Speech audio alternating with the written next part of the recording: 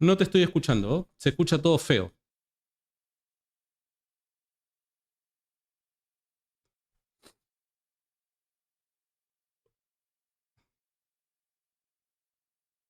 No, no te escucho.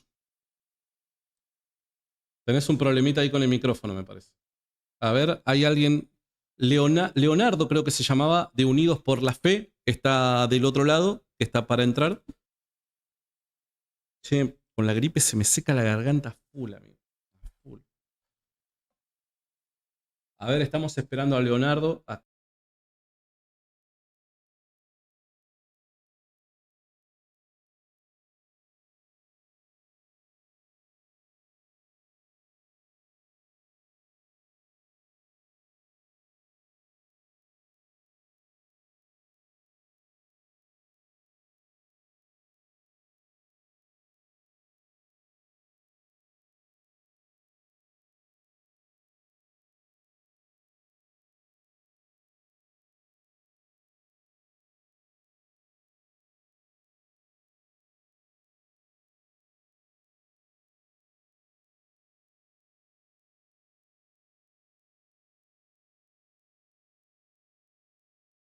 Con este trapo, pero este trapo me está salvando la vida. Decime, querido.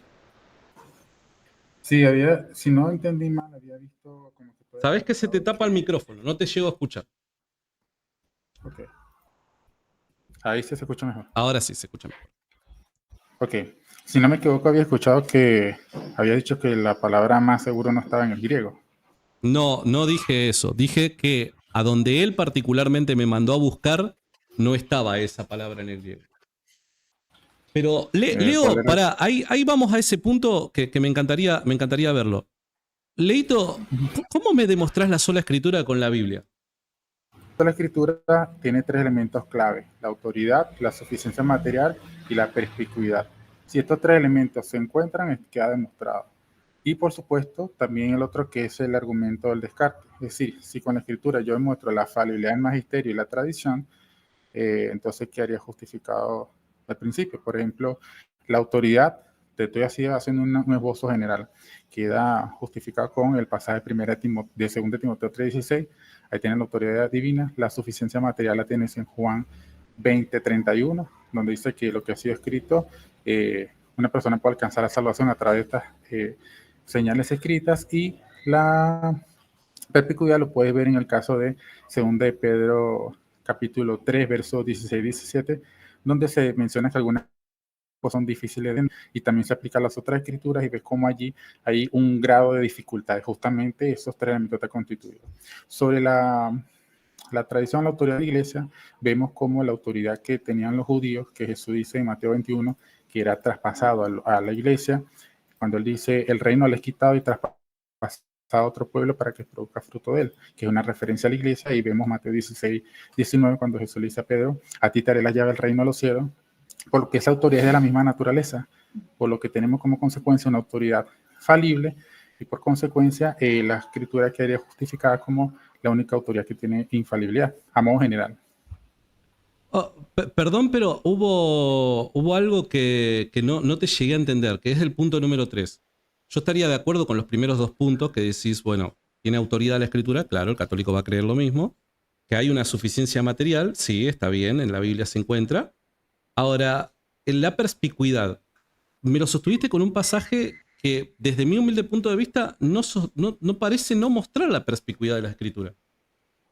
¿Por qué no lo muestra? Repetime el pasaje y lo leemos, ¿qué te parece? Ok, vamos a la que es 2 Pedro 3:16, si no el 16, el 17, creo que el verso 16. Voy a segunda de Pedro capítulo 3, 3:16. Bueno, dice, y tened entendido que la paciencia de nuestro Señor es para salvación, como también nuestro hermano Pablo, según la sabiduría que le ha sido dada, os ha escrito, casi en todas sus epístolas, hablando en ellas de estas cosas, entre las cuales hay algunas difíciles de entender, las cuales los indoctos e inconstantes tuercen, como también las otras escrituras para su propia perdición.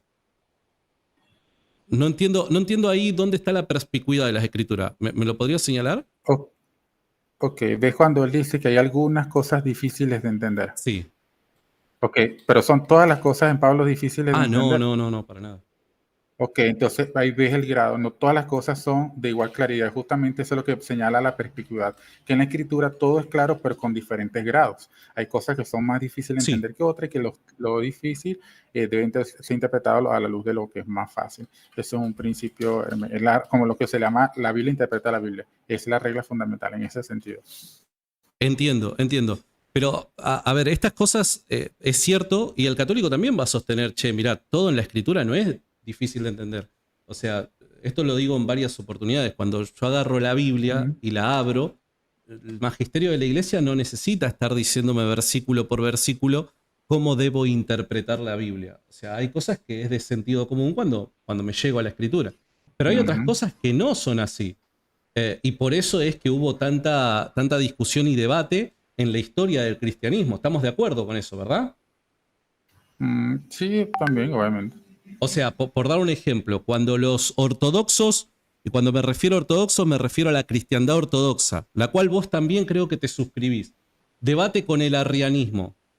Ese debate, sola escritura, no podría haber sido resuelto. Se requiere una autoridad externa a la escritura que nos garantice la seguridad de que es la postura que ambos sostenemos es aquella que es correcta. ¿O estoy equivocado? Claro, la cuestión aquí, creo que Santiago va con el tema de la fuente de la que se toma en la discusión, o sea, para justificar las creencias. Ese es realmente lo que tiene que ver. Porque obviamente las autoridades religiosas son vinculantes para la comunidad a la que las personas deciden sujetarse. Si tú te haces, por ejemplo, pentecostal, obviamente tú estarías sujeto a las determinaciones de ese determinado magisterio o concilio. Pero no es La vinculante. cuestión es, la discusión es más que todo, la discusión es más que todo sobre la base sobre la que se justifica, o sea, la base epistémica, teológica, sobre la que se justifican las declaraciones. Si yo digo que Jesús, por ejemplo, ascendió al cielo, ¿en qué lo justifico? Bueno, tendría que dar razones para ello. Y en este caso estamos de acuerdo en que Jesús ascendió al cielo y tenemos los textos en la Escritura. Claro, Lo pero mismo aplica para otros cuando vos temas pones el teológicos. caso de la perspicuidad de las escrituras, ¿no? Utilizando ese pasaje. Hubo a lo largo de la Mm. historia, o sea, los concilios ecuménicos, los primeros 7, que me parece que no estamos, no sé el séptimo, vos qué postura tendrás respecto al séptimo, pero los primeros 6 concilios ecuménicos, por dar un ejemplo, creo que los dos sostenemos de que sus resoluciones las abrazamos. Y creo que esto manifiesta un cristianismo ortodoxo históricamente hablando. Estamos de acuerdo con eso, ¿no? Respecto a decisiones cristológicas, sí, Ok, porque por ejemplo el pero quinto cristología. concilio no. Está bien, Ok, sí, porque cristología, el quinto concilio cristología. no decidió nada como tal. Bueno, cristología, cristología. Bien, pero hubo cosas que no, en ese momento, para todos los cristianos, a partir de la escritura, no era tan claro, porque si no, no hubiese existido razón de ser para el concilio respecto a las dos voluntades de Cristo, respecto a, no sé, estábamos viendo recién el caso de la unión hipostática. No era para todos tan claro a partir de lo enseñado por la escritura. No era para todos tan claro. Si no, no hubiesen habido discusiones, debates, no hubiese habido una necesidad de un concilio que se expresara, que se manifestara a favor de una postura, ¿no te parece? Sí, pero no creo que eso afectaría nada al principio de la escritura, porque una persona que alcanza la salvación al inicio no tiene que saberse toda la teología cristiana, eso lo va aprendiendo después, eso se da en el desarrollo. De hecho, ningún cristiano se sabe, por ejemplo, la Trinidad de manera ortodoxa, sino está mucho más adelante que estudia.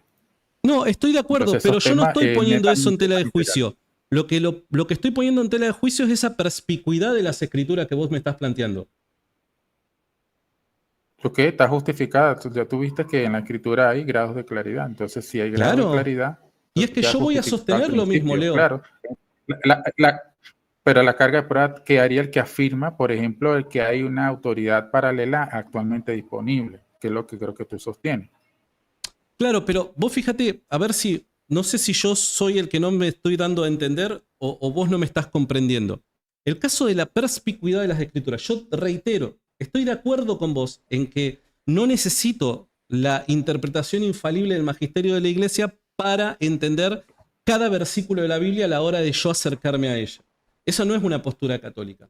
Ahora, hay ciertas cuestiones en las que, si partimos solo de la escritura, no es lo suficientemente claro. Y es esa la razón de ser de los concilios, en la que los cristianos se reunían a debatir, discutir distintas posturas que se tenían respecto a materia cristológica y que ambos bandos se justificaban por medio de, entre otras cosas, las escrituras.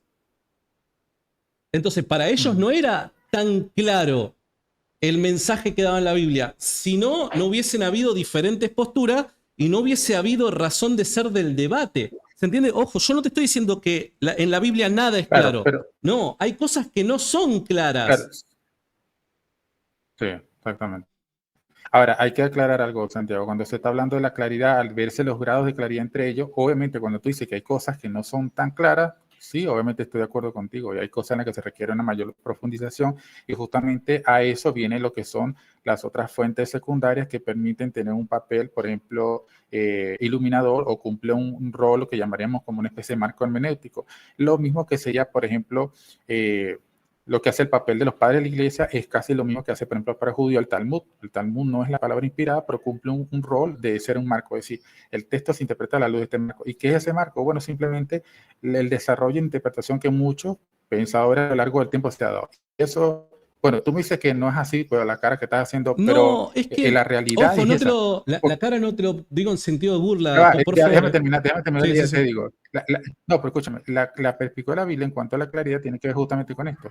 Es decir, yo no tengo ningún problema de acudir a otra fuente para tener una mayor claridad respecto de esto. Solo la diferencia es que no se toma como notoria e infalible. Es una referencia que permite tener una mayor comprensión del texto.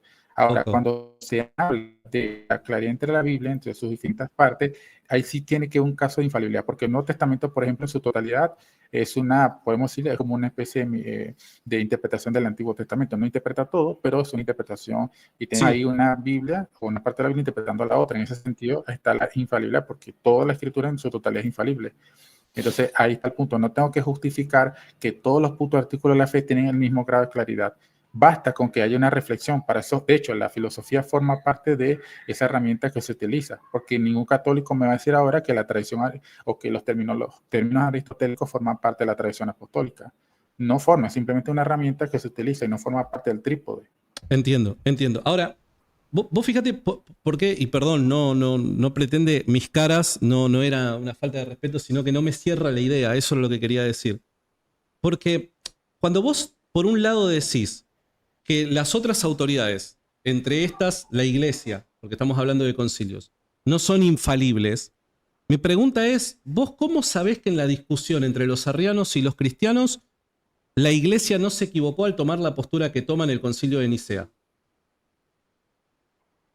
Bueno, cada persona tiene que tomar su propio juicio y en ese sentido cada quien es responsable de las decisiones que toma. Entonces, sí, eso es una verdad. Si tú crees que eso no es así, entonces nadie sería responsable de sus propias decisiones. Bueno, la pero escritura es clara y cada uno será juzgado yo te entiendo de que cada uno toma o sea, analiza y considera, pero ¿cómo sabes que la iglesia? ¿Cómo lo sabes? Independientemente de que, porque si no estamos hablando de,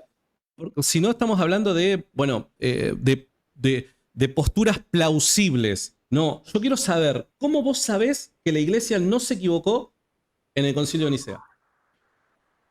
Pero tú estás jugando con el mismo parámetro tuyo. Yo no estoy planteando de que las personas van a tener certeza absoluta de todo eso. De hecho, ni siquiera para la existencia de Dios existen argumentos apodícticos, como diría el propio Henry, ¿no? Cuando él está argumentando a favor de la existencia de Dios, incluso con el mejor argumento. Entonces, sí, para la existencia de Dios no existen argumentos apodícticos, obviamente para otras realidades no. Creo que a lo mucho podemos tener la mayor certeza es que nosotros existimos. Eso sí, yo no tengo duda absoluta. Pero o sea, vos no podrías asegurar, y en ese sentido, vos no podrías asegurar entonces de otras cosas respecto a la fe.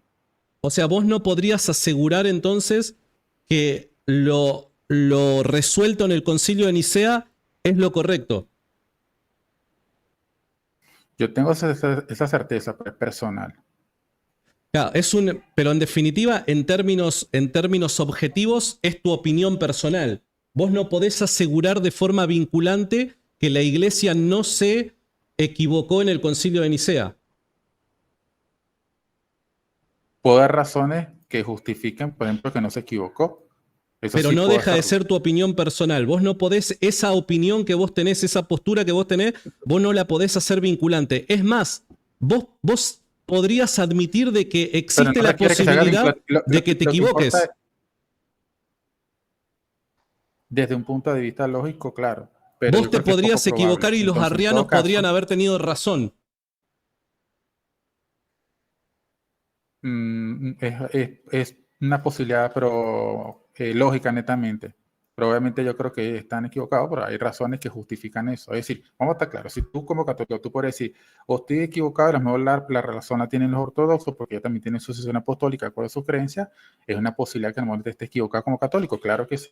Pero tú dirías, bueno, no, hay razones que yo creo que, pues por esto soy católico romano. De la misma manera, es decir, una posibilidad lógica, porque no es lógicamente imposible que ellos tengan la razón. Ahora, estamos hablando de posibilidades lógicas y ahí hay que abrir el panorama. Ahora, uno considera que por ciertas razones es poco probable y uno cree determinadas cosas. Cuando tú me preguntas cómo saber, es una pregunta justamente de conocimiento y en eso uno tiene limitaciones en el conocimiento. Por lo tanto, uno Claro. va a dar razones por las que uno dice, bueno, mira, yo creo que la postura del concilio respecto a la divinidad de Exacto. Jesús es correcta por estas razones y la persona, si es persuadida por eso, obviamente adopta, porque el adoptar una verdad es por persuasión, O no sea, por la tu imposición de una posición vos autoridad. la presentás como una opción más plausible que la otra. Desde un punto de vista neutral, claro. Pero desde punto de vista como cristiano, como persona de fe, vos tu postura simplemente es más plausible que la arriana porque podrías vos estar equivocado, dado que la iglesia no es infalible. Vos no sos infalible, vos podrías estar equivocado. Entonces simplemente vos te amparás en una justificación bíblica y defensa lógica que podrías presentar, pero no dejás de admitir que tu postura simplemente es una postura que considerás más plausible, pero podría estar equivocada. Yo creo que es la postura correcta. Pero lo otro es simplemente en cuestión netamente posibilidades lógicas. Igual que el caso de la existencia de Dios que te coloqué. Dios existe, yo estoy convencido de eso. Pero existe la posibilidad, bueno, quién sabe, podría haber razones, quizá alguien que podría considerar para que Dios no exista. Pero la convicción personal va creciendo en grado en la medida que tú vas acumulando eso. Por ejemplo, te explico. Tú crees que Jesús es Dios y es hombre, pero en la medida que tú vas estudiando más la Biblia y tienes una interpretación mucho más exacta y correcta de los textos, tú vas a tener una mayor convicción de esa verdad. Es decir, al principio le das un asentimiento a priori por fe, pero en la medida que tú vas estudiando eso, vas a tener una mayor convicción. Lo mismo pasa respecto a ciertas doctrinas. Una persona que, por ejemplo, cree en la Trinidad y de repente viene un arriano y lo convence, se puede dejar persuadir porque a lo mejor su convicción, su estudio es en menor grado y se puede dejar persuadir. Justamente la Biblia nos habla de mantenernos firmes en crecer en la doctrina para no ser dejar llevarnos por vientos de Pero doctrina, ¿cómo sabemos justamente. cuál es esa doctrina en términos de seguridad, de garantía? Porque si son simplemente opciones, si son simplemente posturas más plausibles unas que otras, ¿qué seguridad tengo yo de que la fe que he recibido es la verdadera y no debería ser otra? Esa es una convicción muy personal, Santiago. Yo puedo dar razones, yo no te puedo decir de manera absoluta, ni tú tampoco lo puedes decir. En cuestión de verdad, no existe eso así. El único O que sea, puede vos no decir me podés eso es decir a mí Dios, de manera católico que estoy absoluta. Mira, esta es la verdad, equivocado. yo sí te puedo decir, por supuesto, claro. Pero, pero, Pero no de forma absoluta, Pero claro. pará, ¿cómo a mí como católico vos me podés decir que estoy equivocado, pero al arriano no le podés decir que está Mira, equivocado y que existe la posibilidad de que yo tenga escucha, la razón? a ver, el hecho de que uno tenga la posibilidad de fallar no significa que uno no pueda decir verdades. Ahí Claro, está el punto. De hecho, tú mismo lo admitiste, una sí, persona falible puede conocer sí. verdades. Entonces, si una persona falible puede conocer, obviamente, a nivel personal, las verdades simplemente van a ser apropiadas por el individuo en la medida que vaya teniendo una mayor convicción y apropiación de esa verdad. Entonces, yo no veo que sea ilógico lo que estoy planteando. De hecho, es totalmente congruente con la realidad. El hecho de que tú en un momento determinado que quieras una cosa era cambiar, simplemente demuestra que depende del nivel de convicción que tengas tú respecto a eso. Eso no se está diciendo que se está negando la verdad absoluta. Lo que se está tocando aquí es el nivel de apreciación o captación por parte del sujeto de dicha verdad, que es otra cosa. Sí, te entiendo, te entiendo. Recordemos que en ese momento yo era protestante, ¿no? Por eso. Eh, pero Uh -huh. me encanta, me encanta, me encanta. Me encanta lo que me estás planteando. Desde mi humilde punto de vista, me parece que es. Estás. O sea, yo siempre digo algo con lo que soy muy criticado. Si querés mantener vivo tu cristianismo, necesariamente te tenés que hacer católico. Porque si no, pasa lo que vos estás haciendo en un acto de honestidad. Por favor, lo que levanto en alto es tu honestidad intelectual, hermano. Que aceptás que es lógicamente posible que la fe que hemos heredado como cristianos sea errónea.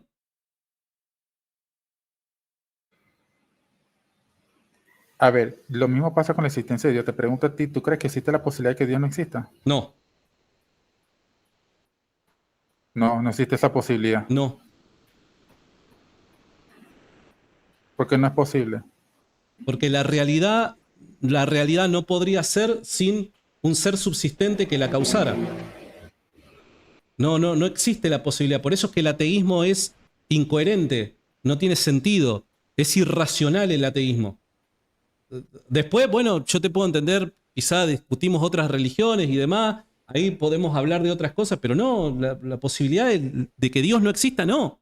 No, en absoluto. Pará, mira, ¿sabés que me quedan 2 minutos de la Pero para muchas llamada? personas, por ejemplo, para muchas personas... Ok. Te mando de vuelta el enlace, Para muchas abro una personas Dios no es nueva... evidente. ¿A dónde? Ok, ¿dónde lo puedo ver? Perdón, porque es como que tenemos un delay, por eso es que nos pisamos. Te mando un nuevo enlace en el chat y te sumás, ¿te parece? No sabía que tenía este límite de tiempo, te Ok, pido disculpas. no te preocupes. Dale. Te mando. Muy interesante la charla con Leonardo de Unidos por la Fe, si yo no me equivoco, es el canal de él.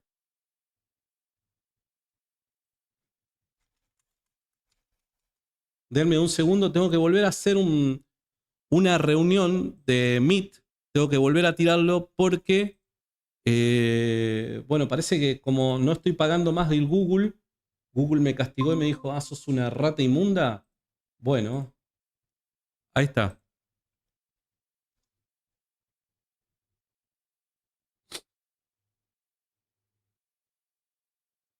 Ahí está el enlace.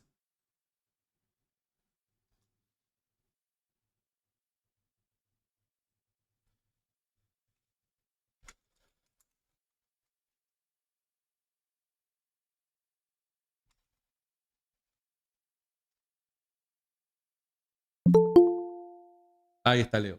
Denme un segundo, ahí está entrando nuevamente. A ver, Leo, ¿estás por ahí, querido? A ver. Ahí está nuevamente. Espérenme un cachito, por favor. Ah, no. Para. Ahora sí. Ahí está. Ahí está Leonardo de Unidos por la Fe nuevamente. Perdón que te había interrumpido. Te escucho, hermano. Sabes que no se te escucha. Activate el mic, por favor. Ok, ahora sí, ¿verdad? Ahora sí, querido, ahora sí. Ok, lo que te está diciendo sobre el tema de la asistencia de Dios, por ejemplo, ¿quién te garantiza a ti, te hago esta pregunta, Dale. que Dios existe? ¿Quién me garantiza a mí que Dios existe? ¿El quién dijiste? ¿Quién? No, ¿quién no? Hay argumentos que garantizan que Dios existe, no una persona que me garantice la existencia de Dios. No te podría equivocar entonces. Porque si nadie te lo está garantizando, eres tú que te estás convenciendo de eso y tú eres una persona falible. Claro, no, está bien, pero a ver, que nadie me lo tenga que garantizar no quiere decir que exista la posibilidad de que Dios no exista. No tiene nada que ver una cosa con la otra. O sea, hay Pero argumentos que son tan sólidos y la realidad depende tanto de ellos que yo no necesito que una persona me lo confirme. Simplemente, para otra persona... sí, Okay.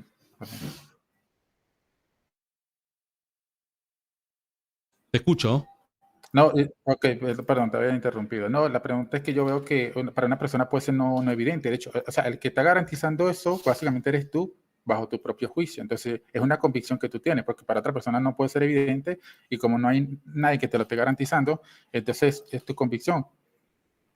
Lo mismo, no entiendo por qué entonces parece que no lo aplica a este caso, que de hecho el artículo fundamental para todo es la existencia de Dios. Si Dios no existe, el cristianismo carece de sentido.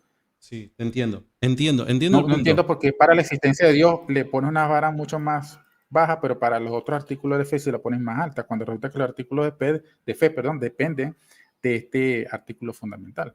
Bien, me parece bueno. Ahora, la analogía me parece que no aplica. No aplica ¿por qué? Porque partimos de una plataforma distinta.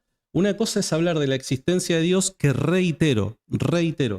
Por eso es que tanta gente, tantos académicos, tanto protestantes, católicos y aún de otras cosmovisiones no ateos, sostienen que el ateísmo es irracional. No porque requieran una autoridad externa que les confirme, sino más bien porque los argumentos son no solamente tan buenos, sino que la realidad misma depende tanto de este ser subsistente para que sea, que es irracional pensar la posibilidad de la no existencia de Dios. Ahora, nos encontramos en un momento epistémico, cuando hablamos de la existencia de Dios, muy distinto a cuando ya aceptamos el cristianismo como verdad.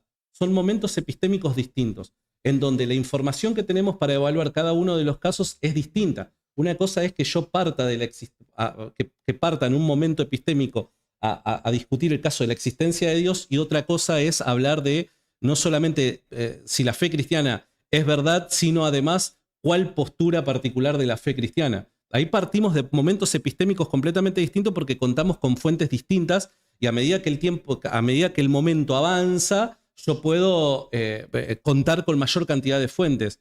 Por eso es que, desde mi humilde punto de vista, es una falsa analogía al caso. ¿Por qué? Porque el caso de la sola escritura, por dar un ejemplo, y todo el planteo que te estoy haciendo respecto a los concilios, los arrianos y demás, yo lo puedo pensar a partir ya de la presuposición de otras fuentes que desde mi humilde punto de vista son confiables. Y es por eso que yo te pido a vos, bueno, vos me podés validar la sola escritura a partir de la escritura. Es por eso mi pedido. Porque creo que vos no lo podés hacer, en cambio la postura católica sí se puede hacer. Bueno, eso es un juicio a priori que estás haciendo. Ok, sí. Yo te puse el caso de la existencia de Dios, y ahorita volvemos al tema de la sola escritura, justamente porque, como tú dices que no hay nadie que te garantice eso, justamente la creencia de Dios es el primer artículo de fe. De hecho, que dice el credo de los apóstoles, como dice, creo en Dios Padre, todopoderoso, creador del cielo y la tierra. La creencia en Dios fundamentalmente es el primer artículo de fe del cual depende todo. Entonces, le quieres poner una vara muy alta a lo que es la interpretación de la Biblia y la fe revelada, pero a la existencia de Dios, que es la base de la que depende de eso, se la pone más baja. Entonces, la realidad es que nuestro conocimiento tiene una limitación, y nosotros vamos a apropiarnos de esa verdad que sí es absoluta y que está fuera de nosotros a través de nuestra capacidad. Incluso pasa dentro de la misma fe católica. ¿Acaso todos los católicos tienen la misma comprensión de los dogmas? ¿Verdad que no? Bueno, lo mismo pasa con la verdad de fe. El hecho de que una persona no tenga el mismo nivel de convicción o apreciación de dicha verdad no significa que, por ejemplo, la persona sea relativista. Simplemente es las limitaciones que tiene cada persona. Lo mismo pasa con el tema de la convicción. Una persona puede estar convencida totalmente de un punto de vista contrario, pero de un punto de vista correcto, y decir, bueno, lógicamente existiría la posibilidad de que esté equivocado, pero simplemente no creo que sea así en términos de que hay argumentos que me convencen. Sin la presuposición de que el cristianismo es verdad, ¿vos considerás de que es posible la inexistencia de Dios en términos lógicos? Es una posibilidad. Habría que, por supuesto, configurar o sea, obviamente caería en una especie de absurdismo tipo Camus, ¿no? Ese es otro tema, ya no estamos metiendo otro tema de filosofía más complejo. ¿La realidad se puede sustentar sin este ser subsistente? ¿Para vos es lógicamente posible la realidad sin un ente creador, sin Dios, okay, que le dé existencia a la realidad? Ok, vamos a suponer que te concedo que no existe tal posibilidad. Vamos a suponerlo. La cuestión es lo que tú estás preguntando, que quién garantiza dicha verdad. Ahí está el punto. ¿Se entiende la idea? Ahí está el punto, porque tú me estás preguntando que quién garantiza. Por ejemplo, si una comprensión correcta de la Biblia, ¿quién me la va a dar? Yo te pregunto lo mismo respecto a la existencia de Dios. Pero o es que no si acaso necesito tú que necesitas nadie, magisterio para saber. en ese momento epistémico, Claro. no necesito que nadie me lo garantice. Es como la negación de un axioma lógico. Yo necesito que alguien me garantice que el principio de no contradicción es correcto. No necesito que nadie me lo garantice, porque es un principio lógico del cual depende la lógica. Lo mismo se aplica a las verdades de fe. Ok, está bien, pero pará. Ahí voy al tema de las verdades de fe. Pero ¿entendés de que si yo te planteo el caso de un principio de lógica, como el principio de la no contradicción, yo no necesito que nadie Mm. me lo garantice a mí. Porque de estos principios depende la lógica existe, de estos principios depende. Listo, yo no necesito un validador, alguien que me valide Pero tú los accedes axiomas. personalmente a esa realidad. ¿Cómo? A ver, tú accedes personalmente a esa realidad. Recuerda que, por ejemplo, Yo por en el medio de la mundo razón oriental, llego a esa ellos conclusión. rechazan, muchas religiones orientales rechazan el principio de no contradicción y dicen que hay algo mucho más allá de eso. Por ejemplo, el Tao, los que estudian sobre esa ¿Y creencia. crees que eso Y tiene simplemente la sentido? creencia en, a ver, te estoy planteando que es algo que creen otras personas. Bueno, no, Bueno, está pero es bien, que tú lo estás analizando de pero la lo que lógica, creen otras tú lo estás analizando de personas. la perspectiva occidental. No, no, bueno, no, pero para, la lógica es una, te encuentres en Occidente, en Oriente, hayas nacido hinduista, budista, la lógica es una. Entonces, que haya personas o grupos de personas que lo nieguen, eso no quiere decir de que su postura debería ser considerada, ¿no? Nosotros tenemos razones suficientes como para sostener de que los principios de la lógica, como el principio de no contradicción, es verdad porque depende de ello que se sostenga la lógica como tal. Lo mismo pasa en el caso de la existencia de Dios. Dios es necesario para la realidad, punto, independientemente de la gran cantidad de ateos que puedan Pero llegar no a es ver. evidente.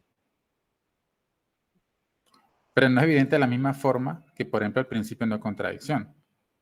Y eso creo que es obvio. Un ateo te puede aceptar de forma tácita, por ejemplo, el principio de no contradicción, pero no la existencia de Dios porque no es igual de evidente. Bueno, está bien, no es igual de evidente. Ahí yo te podría responder de la misma forma que me respondiste vos, dependiendo del lugar en el mundo en el que nos encontremos. Eh, pero a mí me parece que, reitero, no me parece que sea una correcta analogía esto que estás planteando para el caso de la sola escritura. Ok, no. Recuerda que tu pregunta fue epistemológica, por eso Sí, la desviación se fue hacia ese tema sobre qué seguridad puede tener una persona. Recuerda que la discusión de esa escritura tiene que ver con la fuente que va a utilizar la persona para los sí. artículos de fe. Por No eso no se me parece trata de que una las correcta personas van a tener analogía. no es la perfecta analogía porque cuando se está hablando de la fuente para los artículos de fe se está tomando justamente diciendo si es la escritura o la escritura y otra fuente la que se va a utilizar para la articulación de la fe. No se está planteando que los que van a tratar o interactuar con la revelación, corrijo, van a tener el mismo grado de comprensión, van a tener el mismo nivel de seguridad o ese tipo de certeza que, por ejemplo, tú pides, que básicamente es un acto total de fe. Entonces, ahí es donde yo veo que está la discusión en cuestión, que es lo que tú estás planteando. Yo planteé que los tres elementos, la autoridad divina, la suficiencia material y la perspicuidad, se encuentran en los textos. Aparte de eso, no tenemos actualmente de forma disponible el querigma o el mensaje, o sobre todo lo que es el mensaje auténtico de Jesús del primer siglo. Por ejemplo, en el caso de Juan 20:31, que dice muchas cosas que el 30 dice muchas cosas que no se escribieron, pero estas se han escrito para que crean que Jesús es el Hijo de Dios. Esas cosas que no se han escrito, que son esas señales, ningún católico se sabe de memoria, por ejemplo, porque supuestamente sería la memoria colectiva la que preservó esto, lo que pasó. Y tenemos el caso de Juan, que sí pudo preservar eso y lo puso por escrito, lo que indica que con el tiempo estas cosas se fueron se fueron desapareciendo de la memoria de las personas y lo que se fue preservando fueron los textos del Nuevo Testamento y del Antiguo, junto con las interpretaciones que fueron desarrolladas por los padres de la iglesia. Eso es lo que tenemos en la realidad. El mundo Sí, real, lo que mira, tú puedes hacer te actualmente es entendí, eso. te entendí. Igual recordá una cosa. Yo me fui al caso epistémico porque te planteé, vos cómo sabés que el concilio de Nicea está en lo correcto en sus definiciones y estaban equivocados los arrianos. Y ahí vos me trajiste Ok, a colación el caso de la existencia de Dios, de que existe la posibilidad de que Dios no exista. Vos me lo planteaste en términos lógicos, existe la posibilidad de que Dios no exista. Y ahí fue que yo me fui para allá. Pero estamos en una discusión epistémica, porque la primera pregunta que yo te dije es cómo vos asegurás o cómo vos podés garantizar de que la fe que heredaste en principio de Nicea o de los concilios que resolvieron cuestiones cristológicas es la correcta. ¿Vos cómo lo asegurás? Vos dijiste que bueno, asegurar no podés porque, dado que vos sos infalible, la iglesia es infalible, existe la posibilidad lógica que el ejemplo era los arrianos tengan razón. Y ahí me llevaste al caso de los ateos y Dios. Por eso es que yo te llevé a ese caso. ¿Está bien? ok. Volviendo al tema de la iglesia, la escritura y demás. reitero, no vamos a discutir de los 3 puntos que vos señalaste, no vamos a discutir ni el primero ni el segundo, porque yo creo el primero y el segundo que vos estás planteando. ¿Cómo tú lo justificas, por ejemplo? Antes de discutir el tercero, ¿cómo tú como católico justificarías el segundo? ¿Es que la Biblia es suficiente materialmente? Por la iglesia. O sea, no por la Biblia no justifica su suficiencia No, material. lo que pasa es que en principio, en momentos epistémicos, estamos en momentos epistémicos. Yo para justificar la suficiencia material de las escrituras, tendría que primero asegurarme de que la escritura es realmente palabra de Dios. Si no, es simplemente la opinión de un autor más.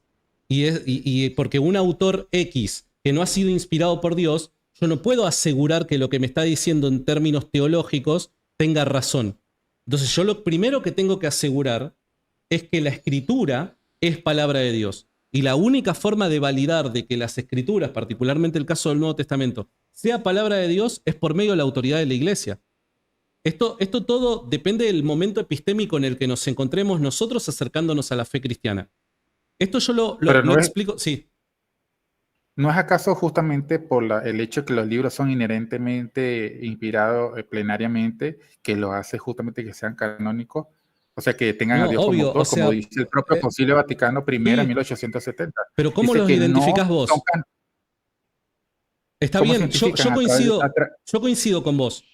Los libros por naturaleza son inspirados, son distintos al resto de los libros, claro que sí. La iglesia lo que hace es identificarlos. No es que les da el estatus, porque el estatus ya lo tiene por naturaleza. Estoy de acuerdo con lo que estás diciendo. Ahora, vos, ¿cómo los identificás? ¿Vos cómo sabés que estos sí son, por naturaleza, autoría de Dios y estos otros no? Es ahí en donde yo recaigo sobre la autoridad de la iglesia, que es necesaria la autoridad de la iglesia. No, la autoridad de la iglesia no, o sea, lo que hace la autoridad de cualquier iglesia es hacer vinculante para una comunidad las decisiones, pero el reconocimiento viene porque los documentos tienen ciertas cualidades que serían los criterios que se consideran que se utilizan para jugar, no son criterios absolutos, pero que permiten justificar que dichos documentos entren. ¿Pero te podrías equivocar con esos criterios? Sí, se puede existir esa posibilidad, claro. Bien, ¿y cómo sabes que no te equivocaste? Voy a hacer la misma pregunta, tu pregunta es de índole personal, porque el saber, el que yo sepa algo, es algo propio de mí, no de ti. Bueno, ¿cómo sabes que la iglesia no se equivocó? Por ejemplo, ¿cómo yo sé que eso la escritura es correcto? Yo tengo mi persuasión. No, está bien, pero para. En cuanto a los libros, que vos me decís que no dependemos de la iglesia. Yo digo que dependemos de la iglesia para poder asegurar de que estos libros son autoría de Dios. Vos me decís que no, que es a partir de los criterios que vos podés y discernir qué libros sí, qué libros no. Bien, ya ni siquiera a término personal, a título personal. Estamos hablando del Nuevo Testamento. Ni siquiera a título personal te lo pregunto. ¿Cómo vos sabés que la iglesia no se equivocó? Es que sí creo que se equivocó. Ok. Porque la decisión de los libros no solamente fue el Nuevo Testamento, sino el Antiguo. Los concilios que se decidía, por ejemplo, en el sí, libro, estoy de acuerdo. Estoy de acuerdo con tu postura. O sea, no claro, que la iglesia se haya equivocado, sino que vos como protestante lo que vas a afirmar es eso, claro. Porque en el concilio del 393 y 397 se eligieron, por ejemplo, libros deuterocanónicos que no tenemos. Pero si tú te fijas, en el concilio del 360, la Odisea, aunque falta el canon 60, en los documentos posteriores aparece un canon mucho más corto y no está, por ejemplo, el libro Apocalipsis. Entonces también tiene el del concilio de 692, creo que fue el del concilio quinisexto, donde se hace otro conjunto de libros y dentro de eso está, creo que Clemente. La iglesia se equivocó. Bien, tu caso es la iglesia se equivocó y tengo evidencia para mostrar que la iglesia se equivocó. Perfecto. ¿Cómo vos sabés de que esta Reina Valera 1960 que yo tengo acá, canon de 66 libros, cómo sabés de que son estos los libros que no faltan ni sobran? ¿Cómo lo sabés vos o la iglesia? Bueno, yo te diría, porque yo creo eso, más específicamente. La razón por la que yo creo que esos son los que deben estar allí, primero, del Antiguo Testamento, porque si la iglesia hereda a los judíos las escrituras, debería tener las mismas escrituras. Tenemos casos de que los judíos, por ejemplo, los principales grupos como los fariseos y los saduceos... Sí, pero el Nuevo Testamento, particularmente me quiero centrar en el Nuevo Testamento. No, porque las escrituras no se pueden separar. No, lo entiendo, pero es que si no, nos vamos a quedar en los deuterocanónicos. Y yo quiero ir a los puntos que tenemos en común. En común tenemos los 27 del Nuevo Testamento. Entonces, por eso que te pregunto, claro, a partir de lo que tenemos en común, te pregunto. Sí, pero que cuando estamos hablando de que si se equivoca o no, tiene que considerarse todos los libros, porque no es que se decidió en un concilio el antiguo y en el otro el nuevo, sino juntos. Ok, Entonces, voy al punto. dale. Entonces, los judíos tienen el mismo canon que los cristianos. Eso tiene que ser algo necesariamente. No tenemos el caso de los judíos teniendo eso como un canon, tanto de los fariseos y los saduceos, que son los grupos principales. Del Nuevo Testamento, ahora sí coincidimos. Por ejemplo, tenemos el caso de, al menos tenemos las razones para justificar un cuerpo del Nuevo Testamento. Quizá de repente sea más complicado justificar los 27 de forma exacta, pero por lo menos un cuerpo bastante amplio como los 4 evangelios, por ejemplo, las cartas paulinas, el caso de las cartas de Juan, el propio Apocalipsis. El que quizás sea un poco más complicado sería, por ejemplo, lo que sería el libro de Hebreos o el de Santiago o el de Judas, que son algunos de los escritos que han sido discutidos, pero tenemos buenas razones para justificarlo. Por ejemplo, en el caso de Juan, la historicidad, por ejemplo, de esos documentos cumplen justamente parte de ese criterio. También tenemos el caso de lo que es el testimonio de Eusebio, que él, según dice que Juan había leído los otros 3 evangelios y lo había testificado, así que tenemos ahí el núcleo. Bueno, básicamente Tenemos vos el lo caso que de me la carta dirías es paulina. que hay un núcleo del Nuevo Testamento que la iglesia históricamente los ha abrazado. Y esa sería la Sí, justificación. sí, exactamente. Pero una iglesia que se puede equivocar. En las decisiones, sí, pero eso no quiere decir que los libros no permanezcan, porque incluso los libros han permanecido históricamente, independientemente. Si usted fija, Santiago, históricamente tú Pero vos sabes te que das las iglesias cuenta, locales, pero fíjate, terminar la idea. pero es Las que iglesias locales han acá hay un mantenido punto los que es mismos libros. terriblemente contradictorio, Leo, y No te hay lo digo ninguna con el mayor de contradicción. los respetos. ¿Cómo puede ser de que vos abraces un núcleo que la iglesia ha transmitido de generación en generación cuando vos mismo decís que la iglesia se puede equivocar? ¿Cuál es la Bueno, razón de fondo por la que vos creerías en que la iglesia no se equivocó si se puede equivocar? pues yo te dije que se puede equivocar y se equivocó justamente al elegir los libros de deuterocanónicos. Ahí yo te lo demostré, Claro, está porque yo bien, creo ¿no? eso. Lo entiendo ese punto. Yo me refiero a los del Nuevo Testamento. Vos me decís, hay un núcleo en el Nuevo Testamento que se hace más fácil su justificación y es este núcleo que fue abrazado por la gran mayoría de la cristiandad primitiva y fue transmitido de generación en generación. Básicamente lo que me transmitiste fue eso. Bien, pero vos estás confiando en el discernimiento de una iglesia que según vos se puede equivocar porque se ha equivocado en la misma materia. Entonces, ¿cuál es la razón de fondo por la que vos estás tan confiado de que respecto a estos 27 libros no se ha equivocado? A ver, ahí yo entiendo, yo te voy a responder el punto, pero lo que pasa es que aquí hay alguna falacia de que pasó el dilema, es decir, que la iglesia al no equivocarse en los libros del Nuevo Testamento entonces es infalible, no, porque las decisiones son de tanto Antiguo y Nuevo Testamento. Si la iglesia se equivoca en lo deuterocanónico, ya entonces no es infalible, porque ambas las declaraciones están ligadas. No puede ser que, bueno, sí, está bien, es falible en el antiguo, pero en el nuevo es infalible. No, sí, como la decisión es toda vinculante completa, entonces si se equivoca en cuanto a eso, claro que es falible. Entonces ahí se puede decir que en las decisiones del libro del Nuevo Testamento es correcta y el antiguo no. Entonces sigue siendo falible, pero da una declaración que tiene Está bien, pero ciertas vos ¿cómo verdades. sabés que no se equivocó respecto al Nuevo Testamento? ¿Cómo lo sabés? Ok, por ejemplo, en el caso de los libros que tenemos como los evangelios, tenemos que estos tienen su razón justificada en que son escritos del primer siglo, es decir, que tienen lo que le llamaríamos nosotros tiene un nombre, que son cuando uno estudia historia, tiene que ver con los argumentos bibliográficos, es decir, que estos justifican su origen, por ejemplo, en el primer siglo, los 4 evangelios, en el caso de las cartas de Pablo también, lo que es el Bueno, libro pero de esos Apocalipsis, el único criterios, libro. mira, vamos por los evangelios, Escuchan. vamos por partes. Si contás con un poquito de tiempo, vamos por partes, mira. En el caso de los evangelios, yo coincido con vos en que los evangelios están justificados como fuentes históricas altamente confiables por causa de ciertos criterios. Atestiguación múltiple, testigos presenciales, datación temprana. Esos son varios criterios que al aplicarlo a los evangelios nos aseguran, o podríamos decir que es muy alta, la probabilidad de que sean documentos históricamente confiables. Pero ese no es el planteo. El planteo es cómo vos asegurás que estos 27 documentos son palabra de Dios. No si comunican correctamente la historia, sino si son palabra de Dios. Es distinto. Entonces, esos criterios yo te los acepto en términos históricos, para elaborar un caso histórico a favor del cristianismo temprano. Pero acá estamos, Ok, ya.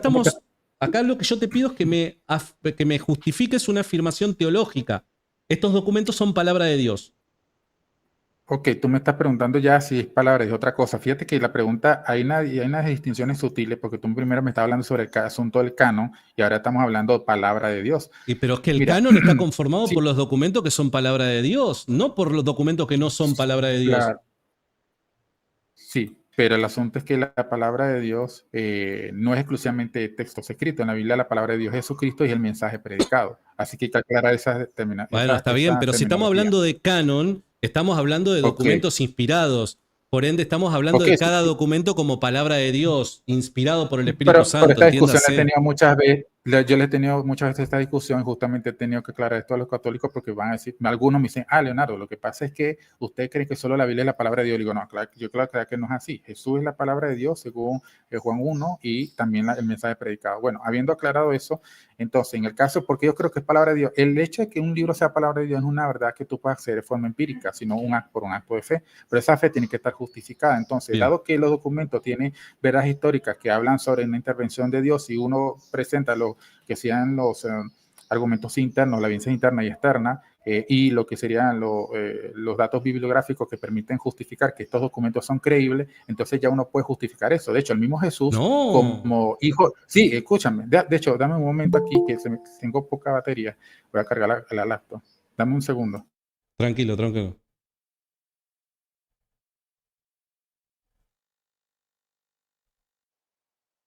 Estamos con el señor Leonardo de Unidos en la Fe.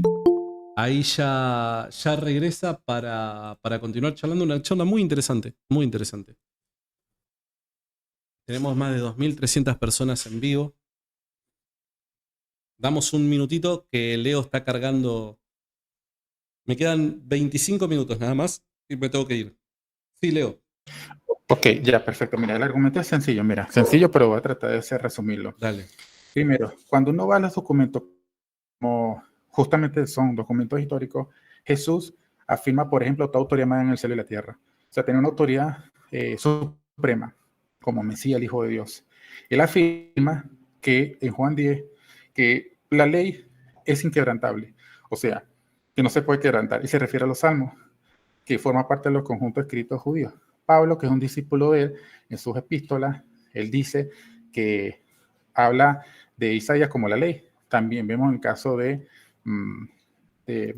Isaías y también se menciona el Pentateuco como la ley. Por lo que tenemos las tres partes, que es Salmos, Profetas y la ley, como la escritura judía. Según Jesús, no se pueden quebrantar, o sea, no puede haber duda acerca de ellas. Bien, en ese sentido, también él lo llama palabra de Dios cuando él habla de las tradiciones de los judíos versus la ley, que se refiere al mensaje de Dios. En ese sentido, podríamos entender que el Antiguo Testamento es palabra de Dios, tanto en la ley, también como lo dicen los propios salmos. En ese sentido, Jesús justifica eso. Ojo, estoy hablando de Jesús, está creyendo eso. Esas son las creencias de Jesús.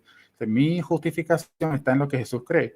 Como Dios vindica a Jesús con la resurrección, entonces su mensaje, él lo llama, mi doctrina no es mía, sino de Dios. Entonces el mensaje de Jesús es doctrina de Dios. Los apóstoles son los discípulos directos, quienes tienen el mensaje directo de Jesús y ellos lo comunican a la iglesia y muchos de estos se ponen por escrito. Ahora, en el caso de 1 Timoteo 5:18, Pablo menciona que el Evangelio de Lucas, que es una cita que se hace referencia, es escritura al mismo nivel que el libro de Deuteronomio. Entonces, tenemos razones para que justificar que al menos el libro de Lucas está al mismo nivel de la escritura, es palabra de Dios. También tenemos el caso de que Juan, de acuerdo a Eusebio, había dado lo que es el testimonio que Juan había certificado los tres evangelios.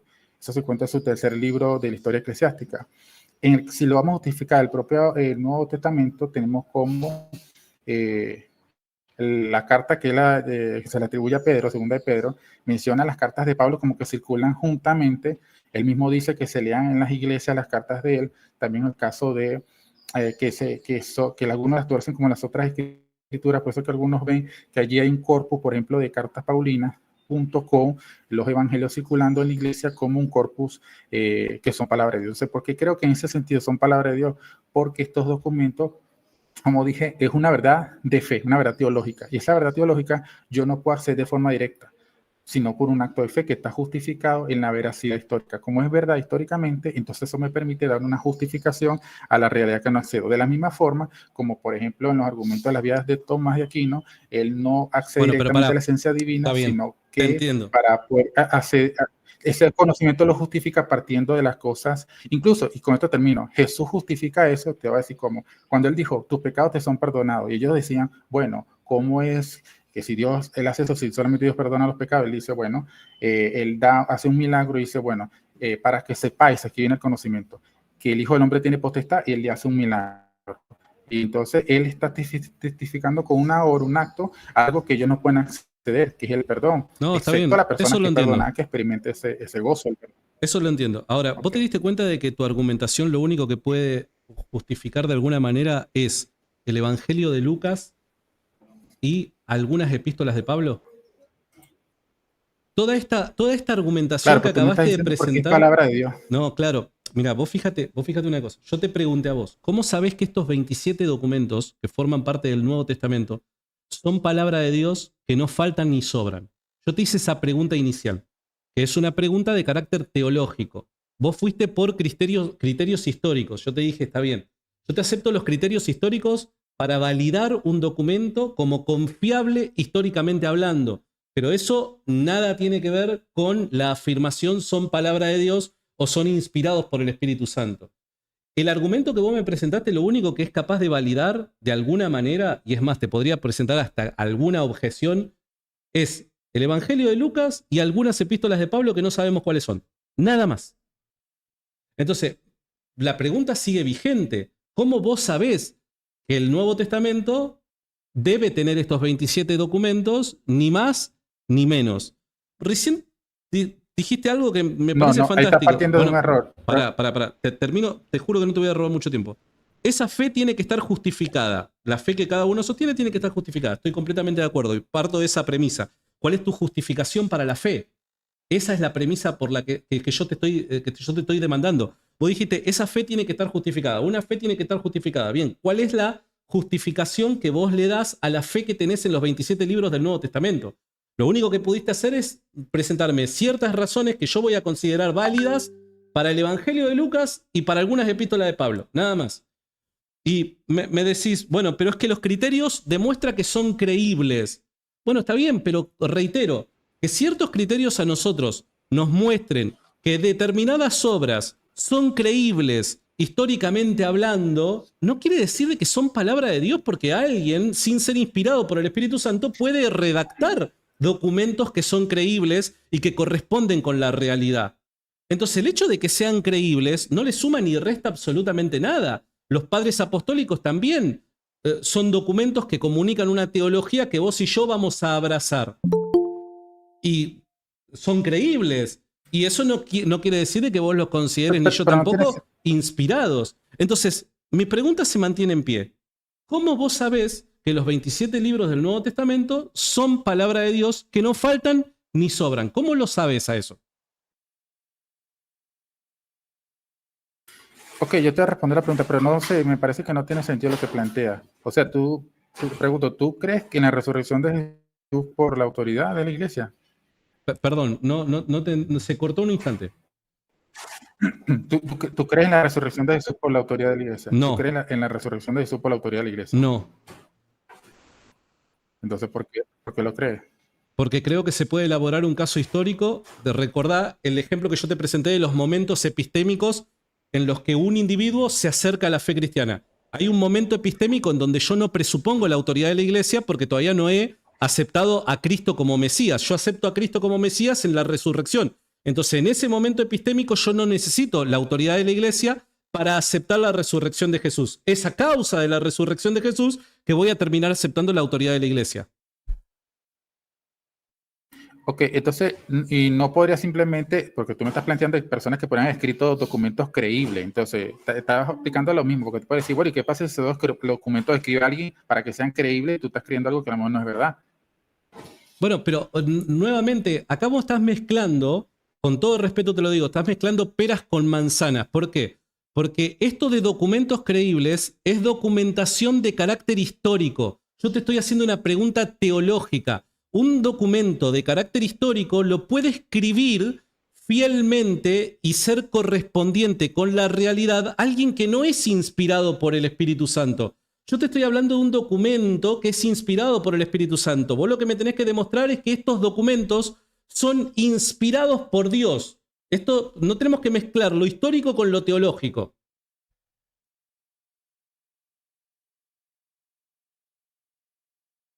¿Sabés que te muteaste? No se te escucha, te muteaste. Ok, ahora, Ahora sí. ¿y ahora?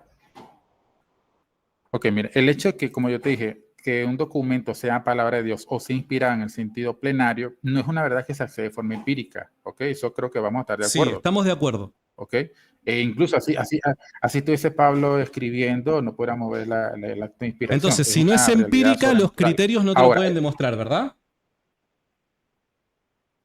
Eh, no, sí pueden demostrar, porque justamente está el efecto. La acción divina tiene un efecto que es evidente. Si no hay un efecto, entonces, a ver, entonces no existirían criterios para eso. No pongas esa cara. No, Entonces, pero claro, acá porque discúlpame, si ¿cómo Pablo me estás escribe, diciendo por un lado que no se puede acceder de manera empírica, pero por otro lado me vas a presentar nada. criterios empíricos para acceder a ese conocimiento?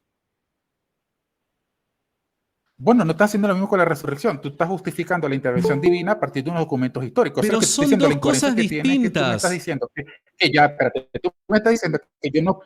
No, no es lo mismo porque es la misma realidad, es decir, una realidad sobrenatural a la que tú estás haciendo un acto de fe, justificándote en la historicidad, y después viene y me dice, no, lo que pasa es que alguien podría escribir esos documentos creíbles y tú estás simplemente apelando a algo histórico que realmente a lo mejor no es Mira, verdad. Bueno, yo te podría para que aplicar lo lo mismo respecto a entiendas, la resurrección y ahora me viene y me cambias la vara. para que lo entiendas. Mira, fíjate, la declaración Jesús resucitó de entre los muertos, ¿es una declaración teológica o histórica? Las dos, Bueno, en principio tiene que ser es histórica y histórica. teológica. Después se le da a ese hecho histórico un significado teológico. Pero en principio es la descripción de Claro. una firma, es la descripción de un hecho que pretende ser histórico, ¿sí o no? Claro, y tú accedes a la verdad teológica de Bien, que Dios es el que interviene a través del hecho histórico. pero Bueno, pará. correcto, lo mismo con la Cuando yo inspiración. te declaro, la epístola a los hebreos es inspirada por Dios, ¿eso es una declaración histórica o teológica? Teológica. ¿Ves que lo histórico no tiene en este caso nada que ver, hermanazo? Es por eso que yo, desde mi humilde punto de vista, estás Sí tiene mezclando que, peras con claro que sí manzanas. tiene que ver. No, porque justamente el elemento histórico es el que justifica razonablemente el paso del acto de la fe. Es lo mismo que en el caso de la resurrección de Jesús, porque de hecho tú estás justificando la resurrección de Jesús, un documento el que no presupone la inspiración, por ejemplo, pero para tú acceder a esa inspiración, tú tienes que creer en que ese documento es verdad históricamente y que las verdades teológicas, por ejemplo, Jesús cuando te dice, por ejemplo, si Jesús te dice que algo es palabra de Dios, es una verdad que tú no accedes de forma, por ejemplo, empírica, pero tú lo justificas en el hecho de que si Él resucitó y Dios respaldó la obra de Jesús, entonces esa verdad está justificada porque Dios respalda a Jesús en su resurrección. Por lo tanto, como Él mismo dijo, que los apóstoles eran su voz, Él dice, el que lo escuche a ustedes, me escucha a mí, de modo que el mensaje de los escritos del Nuevo Testamento son la palabra de Cristo, quien es el Hijo de Dios y queda vindicado por el Padre.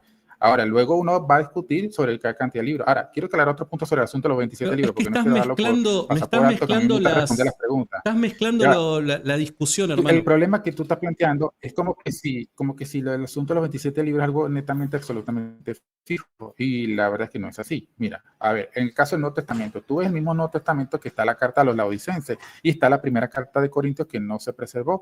Es posible, te pregunto a ti, ahora te pregunto, ¿es posible que esa carta hubiese estado dentro del canon si se hubiera preservado? Es que si se ¿O hubiera alguna de esas dos? preservado, hubiese sido evidencia de que la carta era inspirada por el Espíritu Santo. Por ende, dado que no se ha preservado, No crees que era podemos... inspirado. ¿Cómo?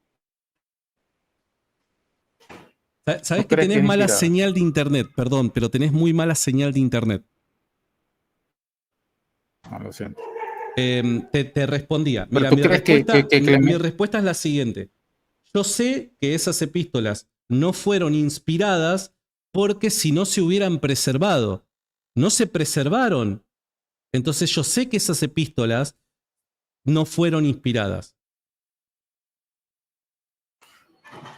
Eso, o sea, que el que no se preserven quiere decir que no fueron inspirados. Entonces tú en la realidad empírica sí estás utilizando para argumentar que un documento no fue inspirado. Y me dice, critica a mí que no. O sea, yo sí puedo utilizarlo, no puedo uticizar el histórico, esto sí. Es decir, el hecho que el No, documento es no se que mi preservó, la punto de realidad referencia empírica, es el la acceso al iglesia. documento. Es que mi punto de referencia es la iglesia. Bueno, ¿Quién pero preserva las cartas? es igual, o sea, pero es una realidad empírica a la que tú accedes. No se está discutiendo si es la iglesia que la preservó o no. Tú estás utilizando justamente que no se puede acceder empíricamente al documento y que esa es una prueba que no fue inspirado. Bueno, Claro, pero mi pero me estás utilizando justificación, un ¿cuál argumento es? para negar su inspiración, un argumento empírico. ¿Cómo? ¿Mi justificación cuál es? Eso es un argumento teológico que tú estás utilizando. Claro. Sí, ¿Basado en a qué? ¿En ver, la tú autoridad estás de la diciendo, iglesia? claro, sí,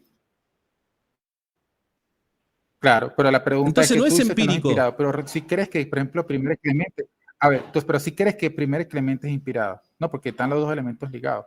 Primer Clemente sí es inspirado. No, No, pero ¿por qué no? porque la iglesia no lo ha declarado así.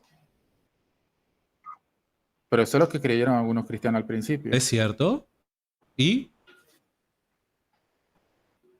O sea, que el concepto de inspiración que tú tienes no es exclusivamente el histórico. Incluso Agustín le No. dice a Jerónimo en la carta 82 que la doctrina se la había dictado al Espíritu Santo. Yo creo que tú estás de acuerdo conmigo en que Jerónimo no era infalible. De hecho, él mismo dice más abajo que sus cartas no pueden ser consideradas igual que la escritura. El concepto de Pero inspiración no que maneja entendí al la principio objeción. era mucho más amplio que...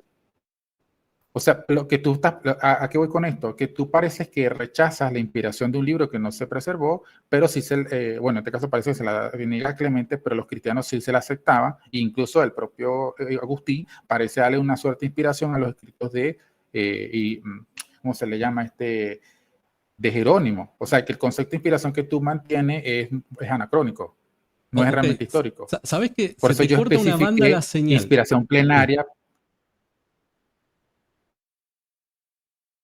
Ok. Perdón, se te corta Bueno, una será en banda otra oportunidad que y podamos te hablar, ¿te quedas muy parece? congelado y a veces se te corta un poquito el audio.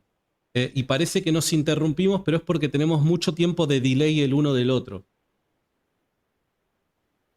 Ok. Mirá, en otras condiciones me encantaría seguir esta conversación. O sea, si podés mejorar la conexión a internet para que sea más entendible el ida y vuelta, sería fantástico. Me encantaría. Yo también porque ya tengo que ir abandonando, Ok. hermano. Ya es mi hora y tengo que ir a hacer un par de cosas. Dale, pues, Ángel. Estamos en contacto. Cualquier cosa otro día me conecto como señor. Dale, dale, dale, dale, dale. Encantado de la vida. Gracias y te mando un fuerte abrazo.